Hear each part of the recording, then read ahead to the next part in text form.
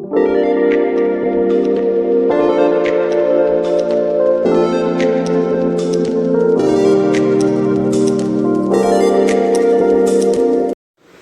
Everyone, कैसे हो आप लोग।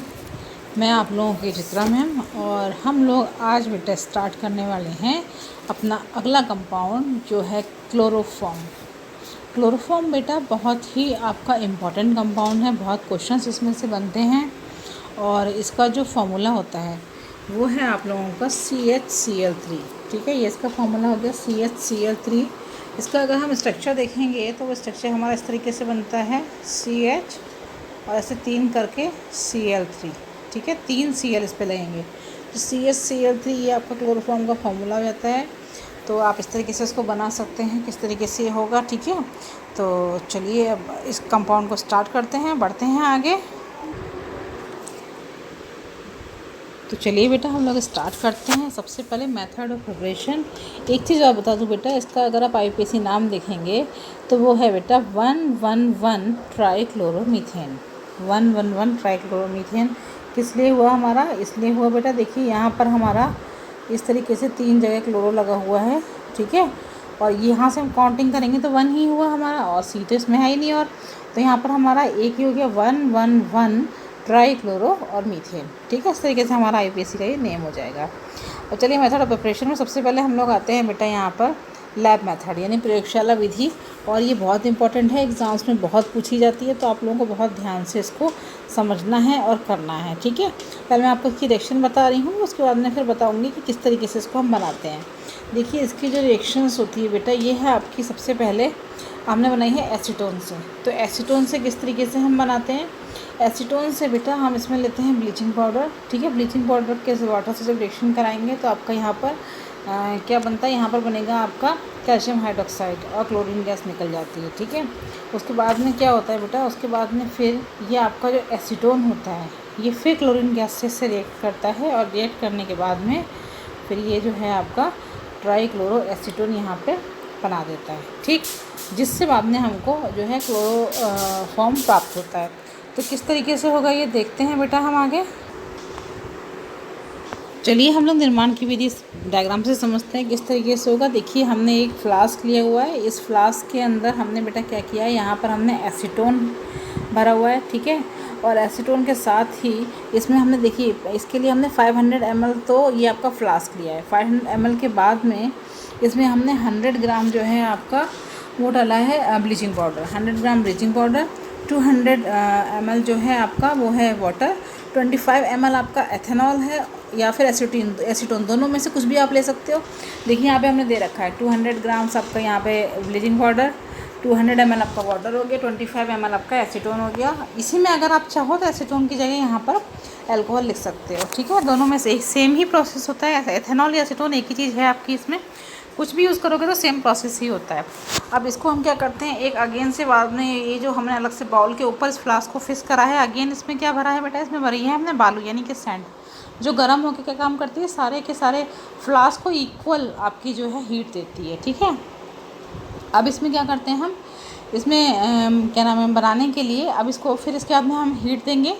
हीट करने के बाद में आपका यहाँ से जो है ये क्लोरोफॉर्म रिएक्शन जो हमने अभी पढ़ी, रिएक्शन अभी आगे पढ़ेंगे फिर से, यहाँ से होती जाती है वेपर्स बन के, और यहाँ पे आपका ठंडा पानी रोटेट हो रहा होता है कंडेंसेटर में, जो संघनित्र लिखा है यानी कंडेंसेशन यहाँ हो रहा होता है, ठंडा पानी चारों तरफ घूम रहा होता है, तो वो वेपर्स आपकी ठंडी होकर बूंद बूंद बूंद होकर के इस फ्लास्क में टपकने स्टार्ट हो जाती है। ठीक है, तो इस तरीके से ये हो जाता है आपका, और इससे जो हमें क्लोरोफॉर्म मिलती है उसको हम क्या करते हैं, निर्जल CaCl2 के साथ सुखाते हैं, और उसके बाद में फिर इसका डिस्टिलेशन करते हैं, और शुद्ध क्लोरोफॉर्म जो होती है 333 से लेकर के 335 केल्विन पर आपकी डिस्टिल होती है। तो ये आपकी प्रयोगशाला में निर्माण की विधि है। ये डायग्राम आप लोगों को बच्चों बहुत अच्छे से कर लेना है, क्योंकि ये विधि आपकी विद डायग्राम पूछी जाती है। सचित्र वर्णन कीजिए, तो आप 2-4 लाइन में डिस्क्रिप्शन लिख दो, कोई दिक्कत नहीं, आपकी रिएक्शन सही होनी चाहिए, आपका डायग्राम सही होना चाहिए। ठीक है, बाकी डिस्क्रिप्शन तो आपको यही लिखना है जितना इसमें दे रखा है कि इतना मीटर, इतना जल डाला, इतना आपने जो ब्लीचिंग पाउडर डाला, इतना इसमें एसीटोन डाला, बाकी आगे आप रिएक्शन लिखेंगे, आपकी वो कंप्लीट हो जाएगी। ठीक है, तो चलिए रिएक्शन पढ़ लेते हैं बच्चों हम। अब आपको रिएक्शन बहुत इजीली समझ में आ जाएगी। देखिए यहाँ पर हमने ब्लीचिंग पाउडर डाला था, जिसने आपकी ब्लीचिंग पाउडर ने क्या किया था, वेपर से रिएक्शन करी आपकी, और उसके अंदर में क्लोरीन और आपका जो है कैल्शियम हाइड्रोक्साइड निकल गया। फिर उसके बाद में आपने यहाँ पर एसीटोन जो इसमें ऐड था उसने इस क्लोरीन से रिएक्शन करी और ट्राईक्लोरो एसीटोन बना दिया। ठीक है, ट्राईक्लोरो एसीटोन और प्लस आपका HCl ये बन गया। देख लो बच्चों, अच्छे से दिखाई दे रहा है आपको। ब्लीचिंग पाउडर की वाटर से रिएक्शन करी पहले हमने, उसके बाद में क्लोरीन से आपका CaOH का होल पेयर यानी कि कैल्शियम हाइड्रोक्साइड बन गया। उसके बाद में फिर एसीटोन जो था इसमें प्रेजेंट उसने क्लोरीन से रिएक्शन करी और ट्राईक्लोरो एसीटोन बना और आपका HCl निकल गया है। ठीक है बेटा।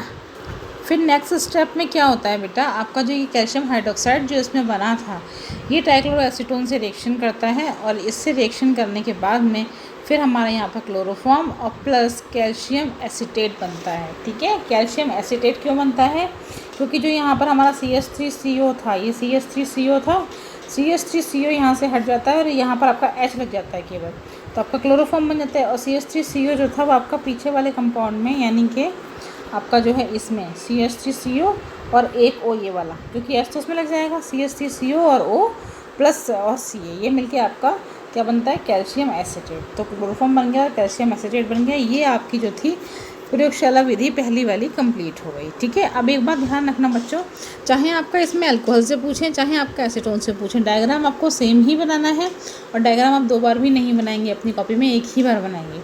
ठीक है, और रिएक्शंस बस अलग अलग हैं तो रिएक्शन अच्छे से याद कर लेना, डिस्क्रिप्शन दोनों का सेम ही होगा। ठीक है, बस एसीटोन की जगह आप वहाँ पर एथेनॉल लिख देंगे और कुछ डिफरेंस नहीं है उसमें। ठीक है बेटा,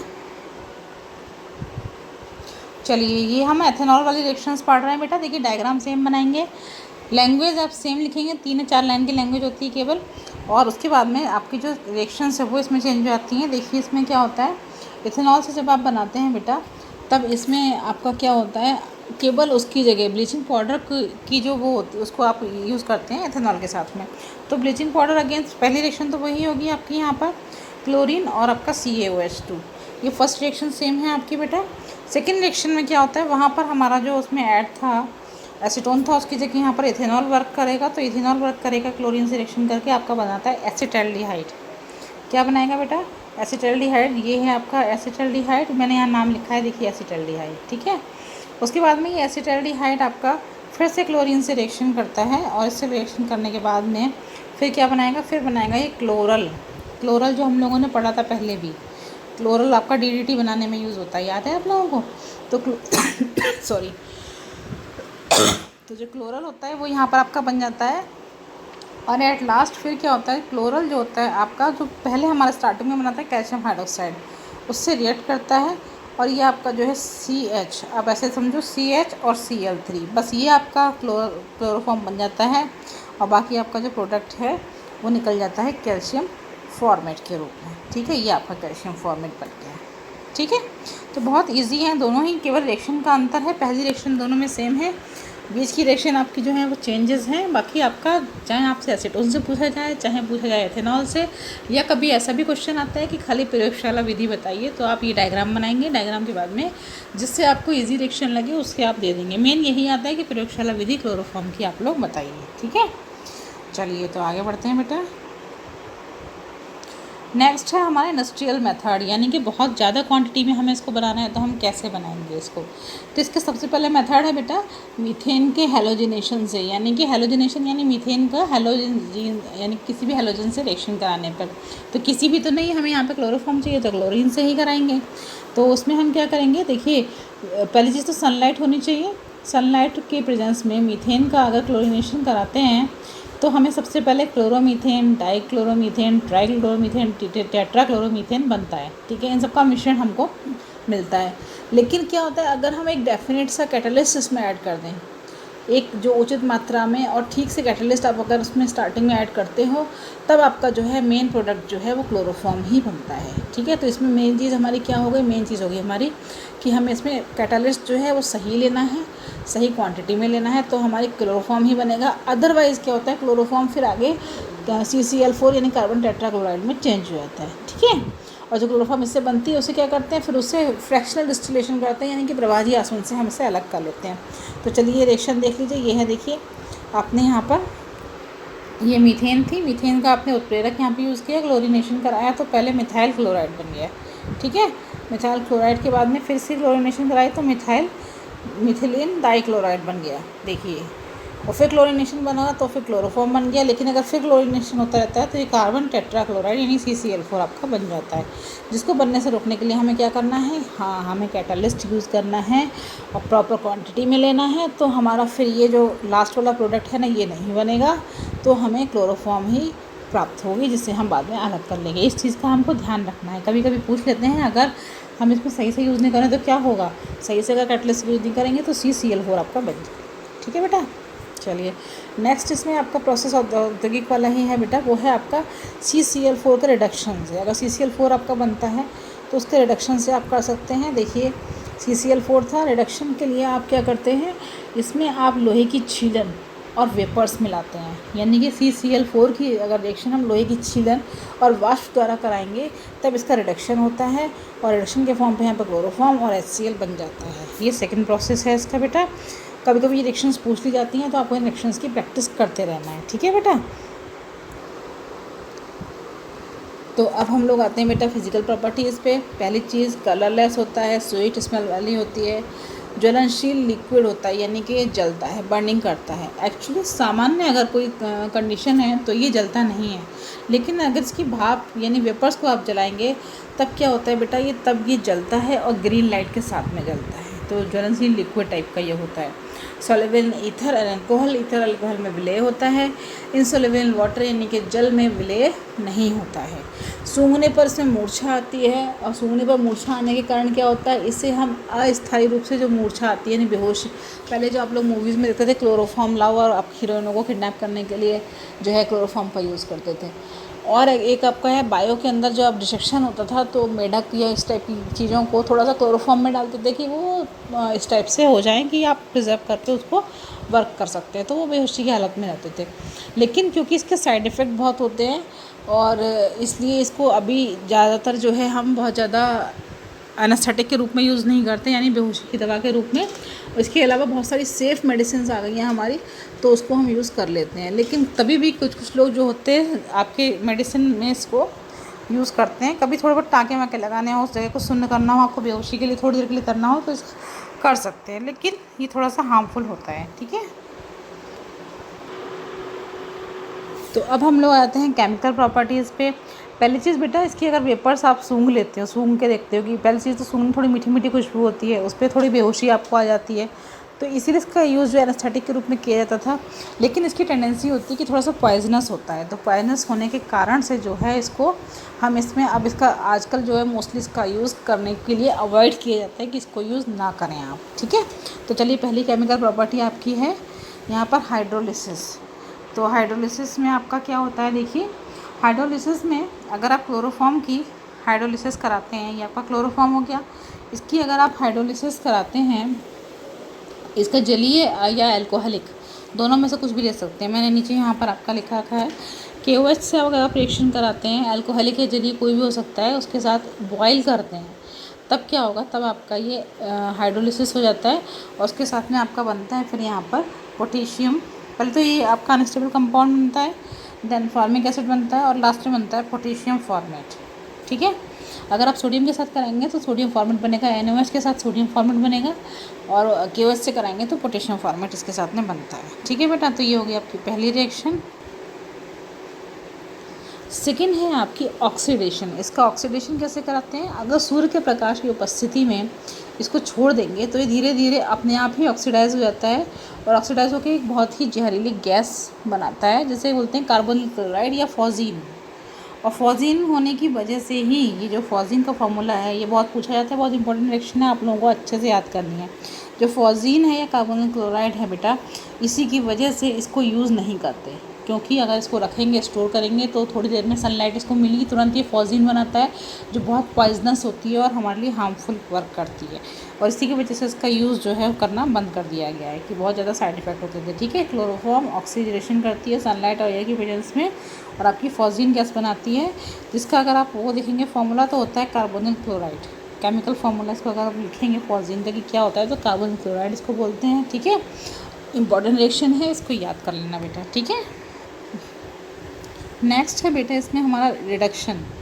तो रिडक्शन हमारा किस तरीके से इसका होता है बेटा, देखिए इसके रिडक्शन बेटा दो तरीके से होता है।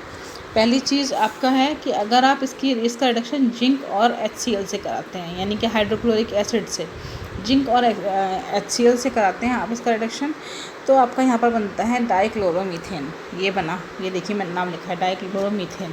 लेकिन कौन सी कंडीशन में, याद रखिएगा दोनों में डिफरेंस है। जिंक और HCl से आपने कराया तब डाइक्लोरोमीथेन बनेगा। और सेम कंडीशन में अगर आप क्या करते हो बेटा, अगर आप यहाँ पर जिंक के पाउडर और वाटर से कराते हैं, जिंक चूर्ण और जल के साथ अगर रिएक्शन कराते हैं, तब आपका क्या होता है, तब आपका यहाँ पर मीथेन बनता है। ठीक है, तब आपका यहाँ पर जो है ये मीथेन प्रोडक्ट के रूप में आपको प्राप्त हो जाता है। तो ये आपका रिडक्शन हो गया, यानी कि अगर आप जिंक और HCl से लेंगे तो आपका डाइक्लोरोमीथेन या मिथिलीन क्लोराइड बन जाएगा, और जिंक चूर्ण जल के साथ कराते हैं तो मीथेन बनता है। ये दोनों रिएक्शन डिफरेंस है सिर्फ आपका यूज़ करने वाले प्रोडक्ट्स के ऊपर। ठीक है, नेक्स्ट है बेटा आपका यहाँ पर राइमर टीमन रिएक्शन। बहुत इंपॉर्टेंट रिएक्शन है, बहुत ज़्यादा पूछी जाने वाली रिएक्शन है। राइमर टीमन रिएक्शन नाम से भी आपकी पूछी जाती है, क्या होती है बताइए। ऐसे भी पूछ लेते हैं कि फिनॉल से आप सैलिसाइल्डिहाइड कैसे बनाएंगे बताइए, और ये भी पूछ लेते हैं क्लोरोफॉर्म से सैलिसाइल्डिहाइड कैसे बनाते हैं। तो ये कई तरीके से रिएक्शन आती है, इंपॉर्टेंट रिएक्शन है, आप लोगों को ये अच्छे से याद करनी है। ठीक है, तो इसमें क्या होता है राइमर टीमन में, क्लोरोफॉर्म का फिनॉल और सोडियम हाइड्रोक्साइड या पोटेशियम हाइड्रोक्साइड, यानी कि NaOH या QH में से कुछ भी ले सकते हो, इनके साथ में आप 340 केल्विन पर अगर गर्म करते हैं तो आपका जो वो है प्रोडक्ट है वो बनता है आपका सैलिसाइल्डिहाइड। ये है आपका सैलिसाइल्डिहाइड प्रोडक्ट। और इसको किस तरीके से आप देखिए, ये है OH था फिनॉल हमारा, यहाँ पर CHO ऐड हो जाता है तो ये सैलिसाइल्डिहाइड हो जाता है। इसका नाम है 2 हाइड्रोक्सी और क्या नाम है, बेंजल्डिहाइड। ठीक है, क्योंकि आपका इन्होंने हाइड्रोक्सी साइड में ले लिया और बेंजल्डिहाइड आपका मेन में आ गया यहाँ पर, और 3NaCl + H2O यहाँ पर निकल जाता है। राइमर टीमन रिएक्शन बहुत ज़्यादा पूछी जाती है, नाम से भी पूछी जाती है बेटा। सैलिसाइल्डिहाइड कैसे प्राप्त करेंगे क्लोरोफॉर्म से, ये भी पूछ लेते हैं। फिनॉल से सैलिसाइल्डिहाइड बताइए, ये भी पूछ लेते हैं। ठीक है, तो आपको ये रिएक्शन बहुत ही अच्छे से याद करनी है। ठीक है बेटा, नेक्स्ट है बेटा हमारी कार्बल अमीन रिएक्शन। कार्बल अमीन रिएक्शन या इसे कार्बल अमाइन भी कहते हैं। राइमर टीमन भी, बहुत से लोग राइमर टीमन भी बोलते हैं, कुछ राइमर टीमैन बोलते हैं, टाइमैन बोलते हैं। अलग अलग लोगों के अलग अलग अपना प्रोनाउंसिएशन होता है, तो कोई दिक्कत वाली बात नहीं है। ठीक है, अब कार्बल अमाइन रिएक्शन जो होती है, इसमें क्या होता है, आपकी क्लोरोफॉर्म को जब आप एनिलीन से रिएक्शन कराते हैं, वही in the presence of KOH, है ना, KOH की प्रेजेंस में। यहाँ KOH आपका एल्कोहलिक होगा, मैंने यहाँ पर मेंशन किया है, देखिए एल्कोहलिक, ALC लिखा है, यानी कि एल्कोहलिक। ठीक है, अल्कोहल KOH से जब इसकी रिएक्शन कराते हैं क्लोरोफॉर्म की एनिलीन से, तब क्या बनता है, तब हमारा फिनाइल आइसोसाइनाइड बनता है। देखिए अगर हम CN लिखेंगे तो वो साइनाइड होता है। ठीक है, अभी यहाँ पर CN नहीं है, यहाँ पर हमारा NC है, क्योंकि N के डबल बॉन्ड होगा। ठीक है, इस तरीके से C के साथ में, और जो एक पेयर होता है यहाँ पे एक डोनेट करता है, तो इस कंडीशन को बोलते हैं हम आइसोसाइनाइड। तो यहाँ पर इसलिए हमने NC लिखा है, CN नहीं लिखा है बेटा। फिनाइल आइसोसाइड इसमें बनता है, इसको अगर नाम लेंगे तो फिनाइल कार्बल अमीन बोलते हैं आप। ठीक है, तो ये बहुत इंपॉर्टेंट रिएक्शन है कार्बल अमीन रिएक्शन। राइमर टीमन रिएक्शन ये आपकी बहुत पूछी जाती हैं, इनको बेटा बार बार आप लोग प्रैक्टिस करिएगा, याद करिएगा। ठीक है, और कोई समझ में ना आए तो आप पूछिएगा इसमें मुझसे कि कैसे हुआ और क्यों हो गया। नेक्स्ट है हमारे यहाँ पर कंडेंसेशन रिएक्शन। तो कंडेंसेशन रिएक्शन कैसे होगी बेटा, क्लोरोफॉर्म की आपको कंडेंसेशन करानी है, और क्लोरोफॉर्म की कंडेंसेशन होती है किसके साथ में, एसीटोन के साथ में होती है। अगेन इसमें आप याद रखो क्लोरोफॉर्म की सब रिएक्शन पोटेशियम हाइड्रोक्साइड की उपस्थिति में ही होती हैं। तो अगर पोटेशियम हाइड्रोक्साइड की उपस्थिति देखिए यहाँ पर हमने दिखा रखी है, पोटेशियम हाइड्रोक्साइड ये है आपका, इस एसिटिन से अगर इसकी रिएक्शन कराते हैं हम KOH की प्रेजेंस में, तब हमारा क्या बनता है बेटा, तो हमारा ये सब कुछ ऐड हो जाता है, हमारा यहाँ पे बनता है क्लोरीटोन। ठीक है, यहाँ पर हमारा क्लोरीटोन बनता है, और ये जो है एक स्लीपिंग जो आपका होता है ना, मतलब कि जिनको नींद नहीं आती है, ऐसे लोगों को कुछ मात्रा में या कुछ साइड इफ़ेक्ट के हिसाब से, अलग अलग ट्रीटमेंट के हिसाब से कहीं कहीं इनको स्लीपिंग पिल्स की तरीके से यूज़ किया जाता है। तो क्लोरीटोन आपसे बहुत पूछा जाता है कि औषधि के रूप में कौन सी चीज़ यूज़ की जाती है, या बताइए वो कैसे बनती है। तो एसिडोन के साथ अगर इसका कंडेंसेशन करते हैं क्लोरोफॉर्म का, तो बेटा क्लोरीटोन बनता है, जो कि एज ए आपका औषधि के रूप में यूज़ किया जाता है, एज ए मेडिसिन। और ये निद्रा प्रेरक यानी कि स्लीपिंग इंड्यूसिंग के रूप में, स्लीप इंड्यूसिंग, या इसको हम बोलते हैं हाइप्नोटिक, हिप्नोटिक टाइप से ना, हिप्नोटाइज करने के लिए जैसा होता है, इस तरीके से इसको यूज़ किया जाता है, लेकिन जनरली नहीं, डॉक्टर की प्रिस्क्रिप्शन के बिना इसको यूज़ नहीं कर सकते आप, ठीक है बेटा।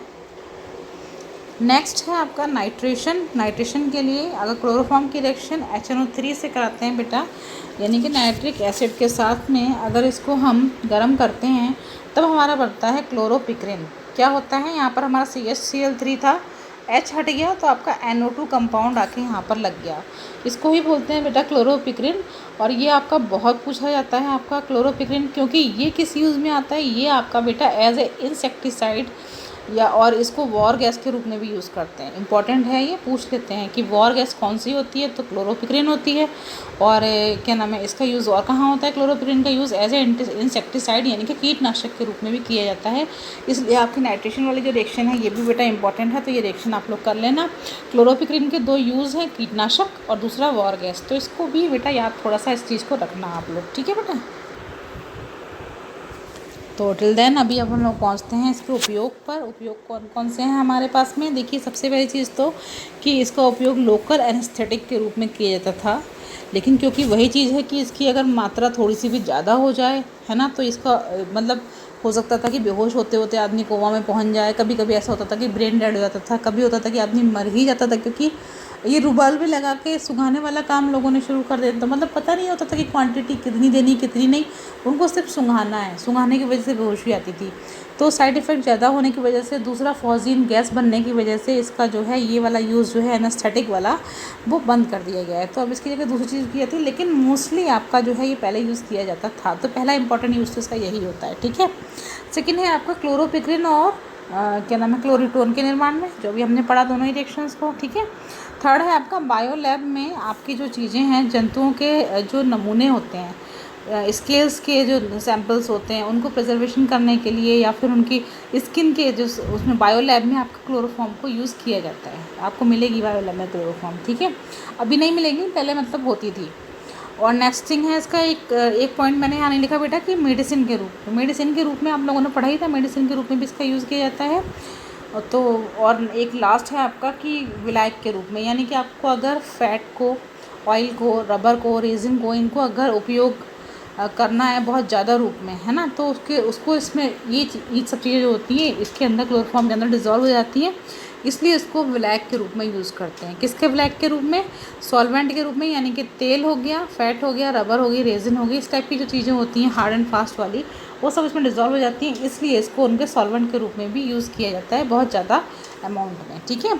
तो हमारा क्लोरोफॉर्म बेटा आज कवर अप हो गया। बहुत इंपॉर्टेंट कंपाउंड है, एग्ज़ाम में बहुत आता है, इसमें से क्वेश्चंस मैंने आपको बहुत सारे बताए कौन कौन से बनते हैं। तो आप इनकी तैयारी करते रहिए, लगे रहिए और नोट्स बना के अच्छे से प्रिपेयर करो। कोई कहीं प्रॉब्लम हो तो यू कैन आस्क मी, ठीक है बेटा, एनी टाइम।